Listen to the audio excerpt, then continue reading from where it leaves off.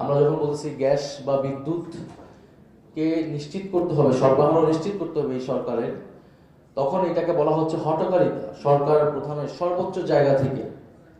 তো আমরা কিন্তু কোন দিকে যাচ্ছি এটা আপনাদের বোঝা উচিত, আমাদের এখানে যারা আছে, যে আপনি যখন গণতান্ত্রিক আন্দোলন, গণতান্ত্রিকভাবে আমি প্রতিবাদ জানাচ্ছি, সেটাকে বলা হচ্ছে হঠকারিতা, বলা হচ্ছে বাস ভাঙচুর আমরা আগের মতো চাই না, রাস্তায় বসে বিক্ষোভ আমরা চাই না। তো রাস্তায় বসে বিক্ষোভ কিন্তু এটা একটা বৈধ গণতান্ত্রিক আন্দোলনের পদ্ধতি।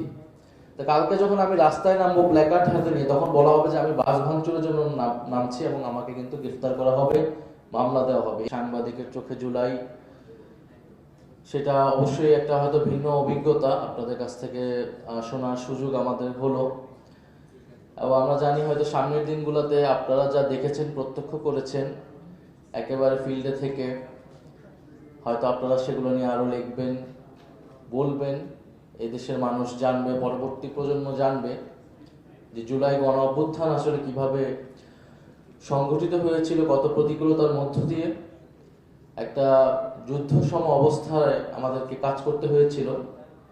তো সাংবাদিক ভাই বোনরা যারা ছিলেন সেই সময়, তাদের অবদান বা ভূমিকা, এটা আপনারা যারা এখানে বলেছেন তাদের মুখ থেকে আমরা শুনেছি। আমরা যারা আন্দোলনে ছিলাম নেতৃত্ব পর্যায়ে বা সংগঠক পর্যায়ে, আমাদের কাছে একটা অন্যরকম ভূমিকা ছিল।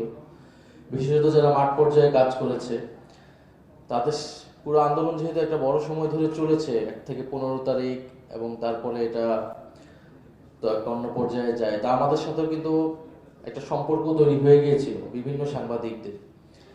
এবং তারা আমাদেরকে বিভিন্ন সময় বিভিন্ন তথ্য, বিভিন্ন নিউজ, বিভিন্ন ইনফরমেশন এবং বিভিন্ন ইনসাইট তারা আমাদেরকে বিভিন্ন সময় দিতেন। এবং আমাদের অনেকগুলো গুরুত্বপূর্ণ সিদ্ধান্তে কিন্তু সেই ইনসাইটগুলা, সেই তথ্যগুলা, ভিতরের তথ্যগুলা আমাদের অনেক সহায়তা করেছিল।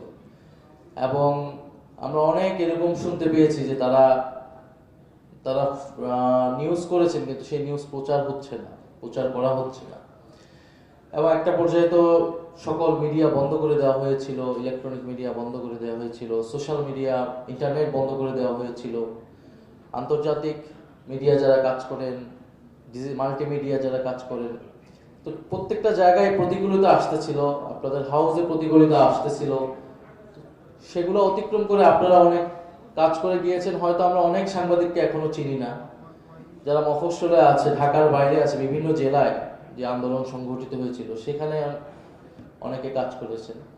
ফলে আমার কাছে যেটা বলা হয়েছে যে সাংবাদিকরা সেই সময় পেশার, আমি বলবো ঊর্ধ্বে গিয়েই তাদের যে দেশপ্রেম, তাদের যে মানবিকতা, বিবেকবোধ, সেই জায়গা থেকে অনেকে অনেক ভূমিকা পালন করেছে। এবং আমরা যারা বিশ্ববিদ্যালয়ে রাজনীতি করেছি, এটা আমরা দেখেছি আমাদের বিশ্ববিদ্যালয়ের জীবনও সাংবাদিকরা গণতন্ত্রের পক্ষে যারা আমরা কাজ করেছি আমাদেরকে নানাভাবে সহায়তা করেছে। এমনও হয়েছে যে অনেককে গুলি করা হয়েছে, আহত করা হয়েছে, তাকে হাসপাতালে নিতেও নিজ কাঁধে করে হয়তো রিক্সায় তুলে দিচ্ছেন সাংবাদিকরা। তো এরকম ভূমিকা ছিল। আবার বিপক্ষ শক্তিও ছিল, সাংবাদিকদের মধ্যেও ছিল, আমরা দেখেছি সেই সময় সেই ধরনের ভূমিকাও আমার ছিল। তো আপনারা সাংবাদিকরা যেহেতু এই আন্দোলন অনেক বেশি হচ্ছে ডিজিটাল মিডিয়ায়, অনেক ফুটেজ, অনেক তথ্যচিত্র এই আন্দোলনে অনেক ভূমিকা রেখেছিল। ফলে এইটা সাংবাদিকরা সক্রিয়তা না থাকলে আসলে সম্ভব হতো না। প্রকাশ্যে, পরোক্ষভাবে, গোপনে আপনারা সেই সাহসী ভূমিকা পালন করেছেন, এটার জন্য আমরা কৃতজ্ঞতা জানাই। আমরা জানি আমাদের প্রায় 6 জনের মতো সাংবাদিক শহীদ হয়েছেন, আমাদের শহীদ প্রিয়র সম্মানিত মা উপস্থিত আছেন, এবং প্রায় কয়েকশো সাংবাদিক আহত হয়েছেন, এবং অনেকে এখনো যাদের গায়ে পিলেট রয়েছে, গুলিবিদ্ধ অবস্থায় আছে। আমরা অনেকের সাথে দেখা করেছি, সাক্ষাৎ করেছি। যখন আমি দায়িত্বে ছিলাম তথ্য মন্ত্রণালয়ে, তখন দেখা করেছি, কথা বলেছি। নগদ নিয়ে এলো হার না মানা হার অফার। সর্বনিম্ন 10,000 টাকা রেমিটেন্স নগদে পাঠালে থাকছে স্বর্ণের হার জেতার সুযোগ। অন্তর্বর্তী সরকারের কথা অনেকে বলেছেন, সেই সময় হতাশা সেটা আমাদেরও আছে। অনেক কিছু করা সম্ভব হতো, কিন্তু অনেক কিছু আমাদেরকে করতে দেওয়া হয় নাই। এবং আপনাদের সকল সমালোচনাকে আমি সাদরে গ্রহণ করি, তারপরেও বলবো যে আমি কিন্তু মাত্র 7 মাস সময় ছিলাম, এবং এই 7টা মাস কোনো স্বাভাবিক 7 মাস না। আপনি এই সরকারের 6 মাস আপনারা জিজ্ঞেস করেন তথ্যমন্ত্রীকে তিনি কি করেছেন। তো সেই সময় 7 মাস, এই সময় আসলে পুরা দেশকে স্ট্যাবিলাইজ করতে আমাদের সকল এনার্জি, সকল শক্তি দেওয়া হচ্ছিল। তো তারপরে আমি মনে করি যে সেই সময় আমাদের সুযোগ ছিল। তথ্য গণমাধ্যম সংস্কার কমিশন হয়েছে। গণমাধ্যম সংস্কার কমিশনের সরকার যখন আসলে গণভোটের বা গুরুত্বপূর্ণ কমিশন যেগুলো ছিল ঐক্যমত কমিশনের, সেগুলোই বাস্তবায়ন করে নাই। ফলে এখন গণমাধ্যম সংস্কার কমিশনের যে দাবিগুলো, সেগুলো আসলে আমরা বলাও ভুলে গিয়েছি। তারপরে আজকের অনুষ্ঠান থেকে আমরা বলবো গণমাধ্যম সংস্কার কমিশনের সাংবাদিকদের সুরক্ষা আইন সহ অনেকগুলা ভালো পলিসি এসেছিল, সেগুলা এই সরকারে বাস্তবায়ন করা যাতে সরকার করে, সেই কমিশন অনুযায়ী সেই দাবি আমরা জানাচ্ছি। এই সরকার আসার সময় পরে অনেক হাউস থেকে বিভিন্ন সাংবাদিকদেরকে বের করে দেওয়া হচ্ছে। এখন টিভির 4 জন সাংবাদিকের কথা আমরা পার্লামেন্টও বলেছি। তাহলে এই কাজগুলো যাতে, এই হয়রানিগুলো যাতে না করা হয়, সাংবাদিকদের সুরক্ষা যদি আমরা নিশ্চিত করতে না পারি, তাহলে তারা স্বাধীনভাবে কাজ করতে পারবে না। এবং আমি বলবো যে আমাদের যেহেতু আমি তথ্য মন্ত্রণালয়ের দায়িত্বে ছিলাম, ফলে গণমাধ্যমকে আমি আগে কখনো এইভাবে দেখি নাই, কিন্তু গণমাধ্যমকে ভিতর থেকে বোঝার অনেক সুযোগ হয়েছে যে এখানে কত পরস্পর বিরোধী স্বার্থ পক্ষ আসলে এখানে কাজ করে। মালিক পক্ষ, সম্পাদকদের আদর্শ নীতিমালা, আবার যারা সাংবাদিক তাদের এক ধরনের স্বার্থ, পরস্পর বিরোধী অনেকগুলো পক্ষ এখানে কাজ করে। তারপরে সেখানে রাজনৈতিক দলগুলোর প্রভাব ফেলার চেষ্টা থাকে। তো আমরাও বলতে গেলে যে নতুন দল হিসেবে, বা যখন আমরা বৈষ্ণববিধি ছাত্র আন্দোলন ছিলাম, আপনাদের মনে থাকার কথা, আমরা মিডিয়ার কাছ থেকে কিন্তু আমরা যে ধরনের ব্যবহার পেয়েছি, বিশেষত আপনি দেখবেন কয়েকদিন আগেও হাসনাত আব্দুল্লাহর একটা বক্তব্যের কারণে একটা মিডিয়া তাকে নিয়ে 24 ঘন্টায় 20 থেকে 30টা বা 48 ঘন্টায় এরকম 20 থেকে 30টা রিপোর্ট তাকে নিয়ে করেছে। তো এইটা কোন ধরনের সাংবাদিকতা? আপনার হাউসের মালিকের বিরুদ্ধে সে দুর্নীতি করতে পারে, তার অনেক অভিযোগ থাকতে পারে, সে একজন যদি কর্পোরেট হাউসে, তার বিরুদ্ধে যদি আমরা কথা বলি, তাহলে সেটা কি আপনি এইভাবে, এটা কোন সাংবাদিকতা কিনা? কিংবা বিভিন্ন রিপোর্ট হয়েছে আমাদের নামে, এবং ছাত্র নেতৃত্বদেরকে ক্যারেক্টার অ্যাসাসিনেশন করা, তাদের চরিত্র হনন করা, যেহেতু ছাত্ররাই লেজিটিমেসি ছিল সেই সময়, তো ফলে ছাত্রদেরকে দুর্নীতিবাজ প্রমাণ করা, হেন চেষ্টা নেই যে করা হয় না, বিভিন্ন সাংবাদিক মিডিয়ায় কিন্তু এটা করা হয়েছে। তো আমরা আশা করব যে বাংলাদেশের গণমাধ্যম স্বাধীনভাবে কাজ করবে, মুক্তভাবে কাজ করবে। বাংলাদেশে এখন একটা মুক্ত পরিবেশ আছে, এটা আমি মনে করি এটা আপাতকালে, এটা কতদিন থাকবে এটা কিন্তু আমরা কেউ জানি না।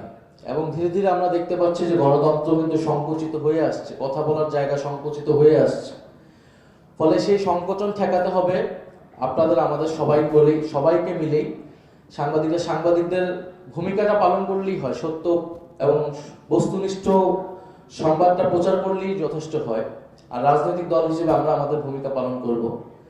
আমরা এখন শুনতেছি যে যখন আমরা গণতান্ত্রিকভাবে কোনো প্রোটেস্ট করতেছি, আমরা যখন বলতেছি গ্যাস বা বিদ্যুৎকে নিশ্চিত করতে হবে, সরবরাহ নিশ্চিত করতে হবে এই সরকারের, তখন এটাকে বলা হচ্ছে হঠকারিতা সরকার প্রধানের সর্বোচ্চ জায়গা থেকে। তো আমরা কিন্তু কোন দিকে যাচ্ছি এটা আপনাদের বোঝা উচিত, আমাদের এখানে যারা আছে, যে আপনি যখন গণতান্ত্রিক আন্দোলন, গণতান্ত্রিকভাবে আমি প্রতিবাদ জানাচ্ছি, সেটাকে বলা হচ্ছে হঠকারিতা, বলা হচ্ছে বাস ভাঙচুর আমরা আগের মতো চাই না, রাস্তায় বসে বিক্ষোভ আমরা চাই না। তো রাস্তায় বসে বিক্ষোভ কিন্তু এটা একটা বৈধ গণতান্ত্রিক আন্দোলনের পদ্ধতি। তো কালকে যখন আমি রাস্তায় নামবো প্ল্যাকার্ড হাতে নিয়ে, তখন বলা হবে যে আমি বাস ভাঙচুরের জন্য নামছি এবং আমাকে কিন্তু গ্রেফতার করা হবে, মামলা দেওয়া হবে। এই ন্যারেটিভ সরকারের জায়গা থেকে তৈরি করা হচ্ছে। ফলে বিরোধী দল সংসদে কথা বলবে, সংসদের বাইরেও তারা কথা বলবে। এটাই গণতান্ত্রিক একটা রাষ্ট্রের চরিত্র, গণতান্ত্রিক আন্দোলনের চরিত্র। গণতান্ত্রিকভাবে অহিংসভাবে আমি আমার যে কোনো কথা প্রকাশ করতে পারি। ফলে সেই জায়গায় আমার কাছে মনে হচ্ছে যে গণতন্ত্র সংকুচিত হয়ে আসছে। তো সেই জায়গায় সাংবাদিকদের কাছ থেকে, বাংলাদেশের গণমাধ্যমের কাছ থেকে আমরা সেই নিরপেক্ষ ভূমিকা চাই।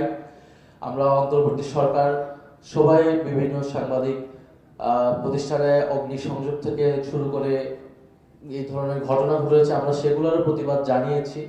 আমরা সাংবাদিক হাউস বা তাদের নীতিমালা ভিন্ন হতে পারে, আদর্শিক ভিন্নতা থাকতে পারে, কিন্তু আমরা কখনোই এই ধরনের সহিংস পদ্ধতিকে আমরা কখনো সমর্থন করি না। একইভাবে আমাদের বিরুদ্ধেও যেসব সকল মিডিয়া, বোঝাই যাচ্ছে এটা খুবই রাজনৈতিক, ব্যবসায়ী স্বার্থ জড়িত, রাজনৈতিক স্বার্থ জড়িত, কিন্তু আমরা এখনো গণতান্ত্রিকভাবে এগুলো প্রোটেস্ট করে যাচ্ছি, কথা বলে যাচ্ছি এবং সরকারের কাছে আহ্বান জানাবো যে যারা এই জুলাই গণ অভ্যুত্থানে যে সকল সাংবাদিকরা শহীদ হয়েছেন, আহত হয়েছেন, তাদের যাতে তাদের ব্যবস্থা সরকার করে, অন্তর্বর্তী সরকারের সময় নেওয়া উদ্যোগগুলো যাতে চলমান রাখে এবং সাংবাদিকদের তাদের বেশি কিছু চাওয়া নেই, তাদের চাওয়া তারা সঠিকভাবে তাদের পেশাদারিত্ব কাজটা করতে চায়, সেটা যাতে সরকার বা কোনো রাজনৈতিক শক্তি সেটার বাধা হয়ে না দাঁড়ায়, তারাও নিরপেক্ষভাবে কাজ করবে। আমরা একটা রেসপন্সিবল জার্নালিজম